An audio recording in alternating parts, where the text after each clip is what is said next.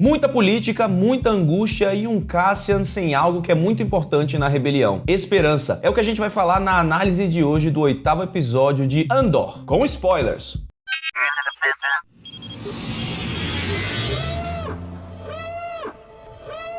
Todos os Wings reportem! Sejam bem-vindos ao Diário Rebelde. Eu sou o João Jedi e no vídeo de hoje nós vamos comentar o 8º episódio de Andor. Mais um episódio maravilhoso, mais uma bela imersão na galáxia Star Wars de uma forma que a gente nunca antes tinha visto. O que é massa de Andor é que a gente tá entrando no cerne da política do Império Galáctico e dos cidadãos e cidadãs que são afetados por ela. Então todas as discussões, todos os diálogos, tudo em volta disso é para é para estabelecer esse mundo, ou melhor, essa galáxia, nos permitir estar dentro dela e ao mesmo tempo sentir o que aqueles personagens estão sentindo. E se teve uma coisa que eu percebi nesse episódio é que a gente não sentiu nem um pouco de esperança pelo Cassian Andor. Coitado, ele foi preso injustamente, já falamos na review anterior, né? Ele não é flor que se cheire pro Império, mas ele não tá fazendo nada e o decreto de ordem pública que a gente ouviu dizer anteriormente e agora, né, tá se mostrando como tá afetando mais a população e etc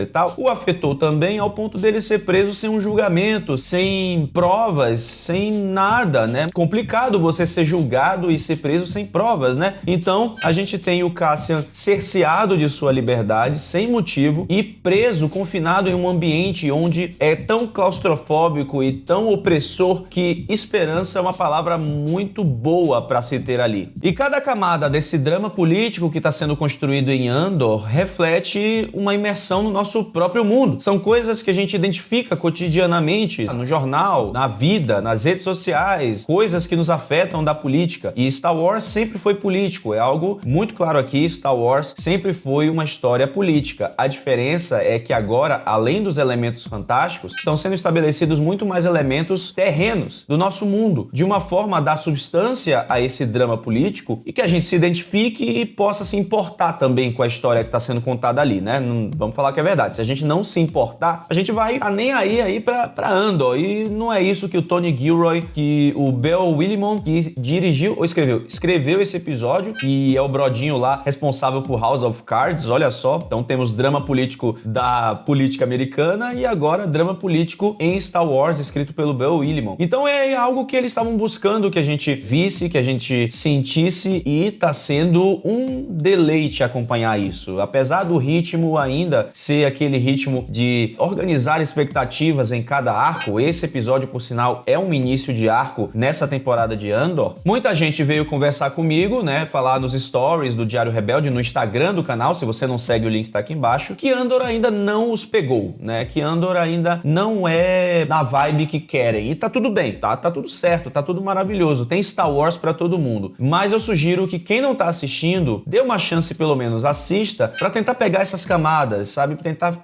ficar imerso nessa política toda, porque aí a gente escapa um pouco da política do nosso mundo, né? Mesmo assim, escapando, a gente tem um pouco de panorama da política de Star Wars, que tá sendo muito interessante de acompanhar e de fazer relações também com a nossa vida. Eu espero não ter sido muito profundo, não sei se eu consegui passar muito bem o que eu tô sentindo nesses episódios. É algo que me chamou muito a atenção, a forma como Cassian tá aprisionado ali em Andor, sem esperança. Por outro lado, também é o jeito como Mon Mothma tá aprisionada em Coruscant. Ela tá presa no meio daquela aristocracia coruscantiana, ela está presa na burocracia da política que ela tem que se jogar, que ela tem que estar como senadora galáctica, e ela tá presa também na sua própria família. A Mon Mothma, ela tá num momento em que ela tá tentando recrutar, tá tentando conseguir dinheiro, tá tentando levantar aquilo que ela um dia vai chamar de Aliança para a Restauração da República, Aliança Rebelde, mas ela tá presa a tudo isso, né? A família dela, o marido mala dela ali, que ela não confia, casou jovem com ele, aquele desgramado, aquele chato, aquele panaca do marido dela, e aí ela tá presa a isso, ela tá presa à burocracia,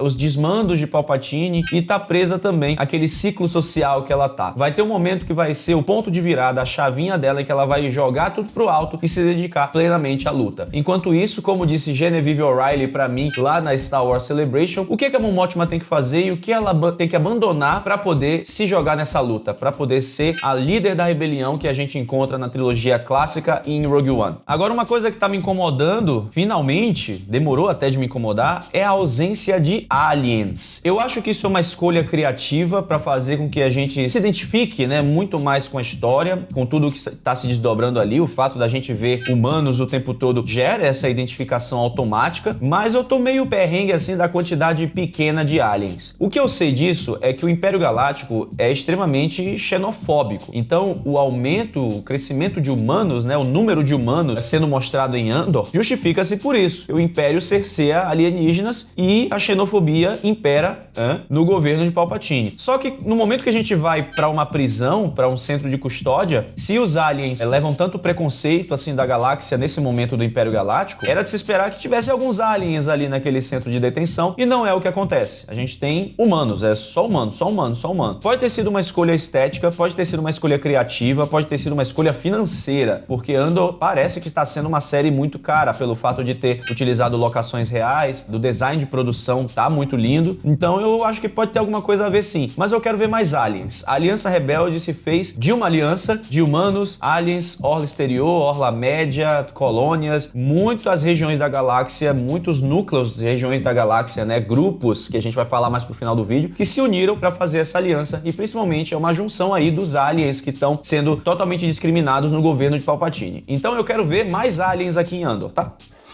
Tá bom. E quero puxar um pouquinho aqui também para a trilha sonora de Nicholas Britell, com seus toques dos anos 80, aquela pegada bem noir de filme anos 80 ali antigão. Quem é da geração Z e é fã de Stranger Things pode estar pegando muitos elementos parecidos, que são características da trilha sonora dos anos 80 e está sendo aplicada em Andor. E Andor é aquele futuro sujo dos anos 70, anos 80. Então tem essa conexão que é muito legal. Tá sendo muito bacana a gente ouvir isso, porque o Nicholas tá conseguindo... Nicholas, na intimidade. Ele tá conseguindo construir essa angústia que a gente tá sentindo em cada episódio, também pela trilha sonora, né? Pelo tom, às vezes, que puxa um pouco pro Vangelis, lá de Blade Runner, que eu gosto muito. Tem o disco de Blade Runner, por sinal, e The Clone Wars, a última temporada, os últimos episódios homenagearam Vangelis, o compositor, bem de leve, e eu acho que ele tá trazendo isso pra Andor também. Vamos agora rapidinho pras referências e pontos específicos do episódio. Se você tá gostando dessa análise, eu quero que você deixe o seu like aqui embaixo. Vamos lá, fortalece o trabalho do Diário Rebelde. Seja um wing do canal, deixa seu like, vai. Ó, tô pedindo de coração. Então vamos lá, a gente começa pelo Cyril Karn, que tá surtadíssimo querendo vingança. Ele ficou botando denúncias falsas, né,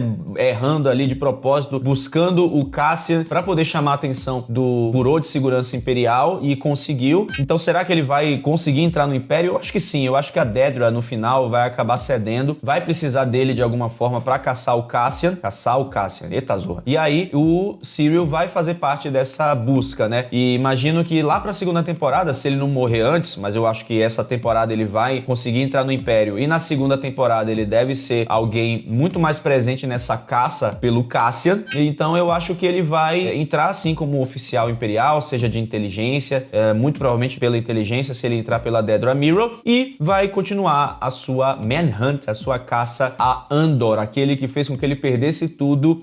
A culpa não foi bem do Cassian, tudo bem, ele matou 2 soldados da corporação, mas o Cyril, né, e sua síndrome de pequeno poder, suas síndromes fascistinhas ali, você é culpado também, viu, seu panaca? Muito interessante o Coronel Yularen dando uma cagada e andada para o que a Dedra Meero tava falando. A gente pode ter um pouco aí, bem de leve, de misoginia do Coronel Yularen, que ele disse, não, tô te ouvindo, mas tava lá só lendo a parada, né, tava só de olho, e a Dedra se esguelando, explicando toda a teoria dela. No fim do dia, quem teve que interferir foi o Partagaz. O Major Partagaz teve que falar, e aí o Yularen abriu a orelha e ouviu o que o Partagaz estava dizendo, entendeu? Agora, quando era a Dedra, ele tava tipo, Vocês pegaram essa camada aí? Eu senti dessa forma. E vocês, Wings? Comentem aqui embaixo. No núcleo da prisão, que eu acho que a gente pode chamar assim, a gente tem os oficiais imperiais usando Nike, né? Aqueles tênis imensos Air, Nike Air. Mas, brincadeiras à parte, o que a gente mais tem aí aí são várias rimas visuais e auditivas não, sonoras, várias rimas visuais e sonoras com THX 1138, o primeiro filme de George Lucas com uma sociedade ali capturada por um governo fascista que bota você num trabalho fordista ali em série, e o Robert Duvall, que é o personagem principal, aprisionado nesse ambiente totalmente branco e claro, com soldados com bastões vestindo preto, e temos tudo isso, além da voz grossa, né? A voz grossa Ali, você, agora vamos assim, vamos assado. E também é uma referência muito clara a THX 1138. Muito legal quando a Disney, quando os produtores de Star Wars atualmente começam a fazer essas rimas e puxar meio que uma homenagem ao George Lucas, né? Que foi o criador de Star Wars, e foi bacana a gente ver isso retratado em, eu ia dizer Rogue One, retratado em Andor. Participação especial de quem? Do meu querido amigo pessoal, Andy Serkis. Amigo pessoal é ótimo, só apertei a mão dele e tirei uma foto com ele na CCXP. Mas enfim, temos aí o Andy Serkis retornando, não como Supremo Líder Snoke, mas como Kinoloy, que é um presidiário ali. Ele não vai se tornar o Supremo Líder Snoke, tá, gente? Vamos acalmar aí, ele é só um presidiário. Ah, vão pegar o Andy Serkis, o personagem dele, pra ser o molde do Snoke. Não, acho que não. Agora, você também se perguntou o que é que eles estão construindo ali? Sendo bem honesto, o que eu acho é que eu não faço a menor ideia. Mas, se a gente pensar que pode ser, por exemplo, peças, né, bem pequenas e particulares da Estrela da Morte, é uma outra rima com Rogue One irônica, né? Porque veio a Estrela da Morte e é responsável pela morte de Cassian. E aí tá ele construindo aquilo que vai se tornar seu algoz lá pra frente. Então seria interessante isso acontecer. Mas eu não faço ideia, não reconheço aquelas peças ali. Se alguém souber, se alguém tiver essa referência, comenta aqui embaixo. Mas muito interessante a gente ter esse processo fordista, né? De cada um fazendo a sua parte pra não ser fritado. Nesse episódio temos também o retorno da lenda Melshi, amigo de Cassian e um dos sargentos em Rogue One que acompanha Cassian na missão a Scarif e é o responsável por resgatar Jyn Erso em Rogue One. Eu peguei aqui o livro do dicionário visual de Rogue One para trazer o que diz sobre o Melshi lá do filme. Vou ler aqui para vocês. O Melshi, ele é sargento das forças especiais infiltradas da rebelião. Seu primeiro nome é Ruscott Melshi. Aqui diz que para invadir o complexo imperial é preciso quebrar um pouco da estrutura de comando da rebelião, e algo que Melshi, como o soldado que não é mais graduado, precisa ter, né? Ele precisa ser o oficial ali em campo durante a invasão de Scarif, mesmo que ele não tenha o maior ranking. E como ele é um amigo pessoal de Cassian, tá dizendo aqui no livro, Melshi é um amigo pessoal de Cassian que confia nele para levar adiante a tarefa difícil de fazer essa pequena força, essa pequena equipe se sentir como uma equipe muito maior sob os olhos do Império. Olha que interessante isso aqui. Então Melshi lidera pelo exemplo, e se ele decide que um objetivo é alcançável ou vale o risco, então ele e suas tropas serão incondicionais, inquestionáveis em batalha, e ele será seguido inquestionavelmente. Muito legal isso aqui, porque se seguirmos essa descrição em Andor, Melshi vai ser um dos responsáveis pela rebelião lá na prisão. Então esse negócio de você pegar pouca gente e fazer com que fosse muita gente vai ser algo muito importante em Scarif, e deve ser algo muito importante na rebelião, que provavelmente vai libertar Cassian e vai libertar Melshi também em Andor. Então um detalhe muito legal aqui do dicionário visual de Star Wars, de Rogue One. Olha o Melshi aqui, ó. Olha o bonitão aqui. Voltamos a Ferrix, e Marva Andor não tá nem aí para suas limitações físicas. Ela é separatista, ela é rebelde nata, ela quer lutar, ela quer seu filho de volta e quer botar os imperiais pra correr lá de Ferrix, e não vai medir esforços pra isso. E aí vai a Bix e faz cagada. A Bix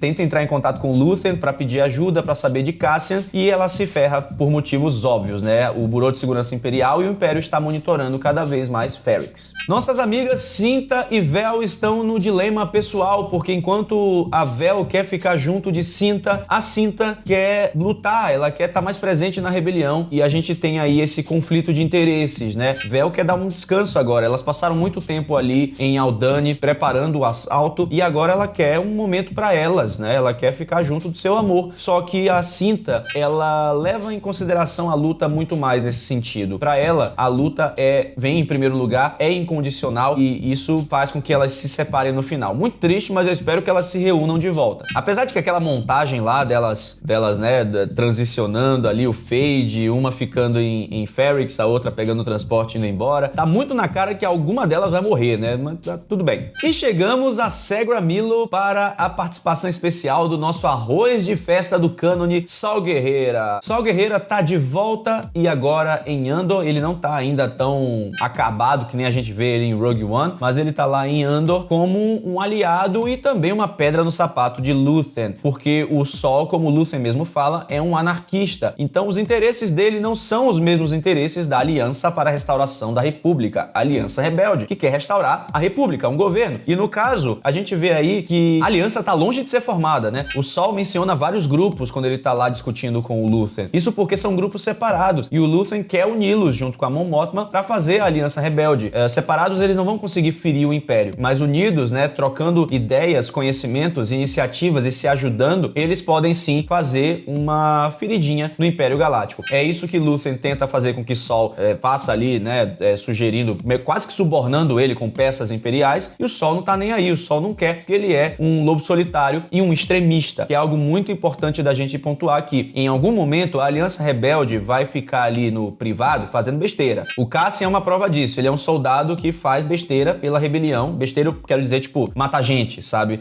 Cumpre umas missões de procedência duvidosa, entendeu? Que a gente não esperaria de heróis da Aliança Rebelde. Mas aí, publicamente, a Aliança Rebelde vai se, né, mostrar como a esperança para o povo, como algo que precisa ser estimulado para tirar a opressão do Império Galáctico. Então, publicamente, eles não podem fazer esse tipo de coisa. E quem faz esse tipo de coisa publicamente é o Saul Guerreira, um extremista que é terrorista também e não mede esforços até contra civis. O Saul Guerreira afeta até mesmo civis. E aí a gente chega nesse momento que tá todo mundo separado em alguma parte aí de Andor, provavelmente na segunda temporada, ali no período próximo a Star Wars Rebels, quando a Mon Mothma foge de Coruscant, é que vamos ver finalmente a Aliança Rebelde sendo uma aliança e Saul Guerreira ficando de fora. Então eu quero saber o que você achou desse episódio, comente aqui embaixo, se faltou alguma referência, alguma coisa, bote seu comentário aqui também. Não se esqueça de se inscrever no Diário Rebelde se você tá chegando agora e obrigado por estar comigo em mais essa análise com spoiler de Andor. Que a força esteja sempre com você.